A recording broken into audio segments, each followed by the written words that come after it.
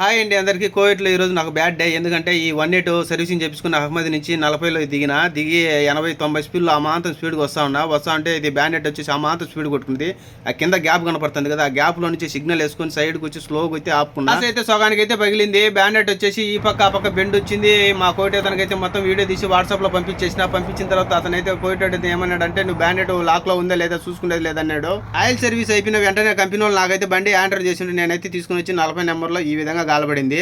ప్రతి ఒక్క డ్రైవర్ అన్నలకు చెప్పడం ఏమనగా, ఎందుకంటే బ్యానెట్ ఓపెన్ చేసి మనం ఎక్కువ రేడియేటర్లో నీళ్ళు ఉన్నాయా, వైబర్లో నీళ్ళు ఉన్నాయా, లేకుంటే ఆయిల్ ఫుల్గా ఉందా లేదని ఆయిల్ చెకప్ చేసుకుంటుంటాము. ఈ బ్యానెట్ కంపల్సరీ లాక్ చేసుకున్నా.